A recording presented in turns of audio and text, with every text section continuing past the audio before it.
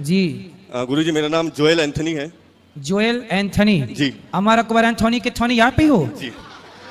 अच्छा। गुरुजी सबसे पहले तो मैं आपको धन्यवाद देना चाहूंगा जी। कि आप इतनी वृद्ध यानी माताओं की सेवा कर रहे हैं। जी। गुरुजी मेरा प्रश्न ये था हाँ। कि मैं जब सुबह अपने भगवान जी को पूजा करता हूँ, मदर मैरी को। किनको? मदर मैरी को। जी। तो मैं उनके सामने खड़े होके प्रेमानंद जी जो महाराज हैं, हाँ। उन्होंने एक मंत्र बोला था कि वो बोलो आप। जी। ओम कृष्णाय वासुदेवाय हरे परमात्मा ने प्रणता कलेशनाशाय गोविंदाय नमो नमः। जी।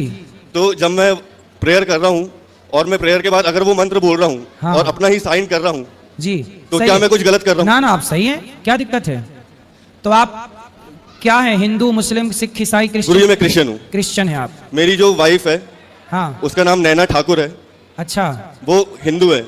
हमारा जो विवाह हुआ वो प्रेम विवाह हुआ है। अच्छा। और हमने 8 ही दिन में शादी कर ली थी गुरुजी। हम जानते नहीं थे एक दूसरे को। जी। आज तक उसके माँ बाप भी उससे बात नहीं करते हैं। हाँ। सिर्फ मेरे कारण कि मैं क्रिश्चियन हूँ। अच्छा। तो मैं आपके प्रवचन बहुत यानी जब मैं 10th 8th में था तब से मैं आपके सुन रहा हूँ प्रवचन। अच्छा। एक बार बस आपको थैंक यू बोलने की तो क्या इच्छा करते थी। हो आप? सर मैं एंथोनी जी। होटल मैनेजर हूँ। अच्छा। जी। तो आपकी पत्नी का ख्याल रखते हो? जी जी। लड़ाई तो नहीं करते? नहीं नहीं, अभी क्या है कि हम लोग घर में राधे राधे का नाम जाप करते हैं। अच्छा। मैं तो हारमोनियम आप क्रिश्चियन हो के भी भगवान का नाम जपते हो, राधे राधे जपते हो, कथा सुनते हो, तो आपके अपने लोग बोलते नहीं है कि आप ये क्या कर रहे हो? गुरुजी वो क्या है, अभी मैं जस्ट अब भी पहुंचा हूँ वृंदावन। मैं टीका लगाता हूँ रोज। अच्छा। तो मैं वो टीका लगा के कभी कभार चर्च भी जाता हूँ। हाँ। तो वहाँ जो सिस्टर फादर है हाँ। वो बोलते हैं मुझे कि तू क्यों ये टीका लगाता है। हाँ। तो मेरे हिसाब से मेरा सोचना ये है कि अगर आपको कहीं शांति मिल सकती है, सही है।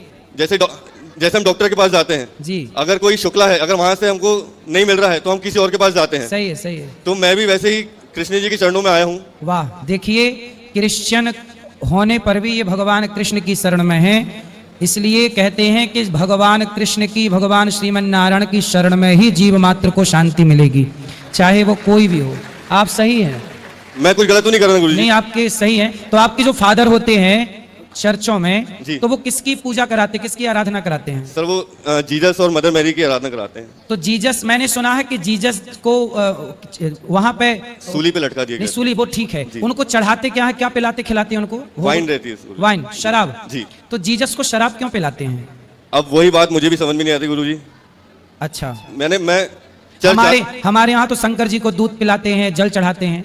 आपके यहाँ शराब क्यों पिलाते हैं? ये मेरे को समझ में नहीं आया, इसलिए मैं आपसे पूछा, क्योंकि आप क्रिश्चियन हैं। नहीं गुरुजी, मुझे उन सब चीजों से कोई दिक्कत नहीं है। मेरा बस तो आपसे मिलने का बस यही उद्देश्य था कि जहाँ पे मन की शांति मिलती है हमें वहाँ जाना चाहिए कि नहीं जाना चाहिए? नहीं, जाना तो चाहिए। मैं आपसे पूछ रहा हूँ कि ऐसा क्यों है, शराब क्यों पिलाते हैं?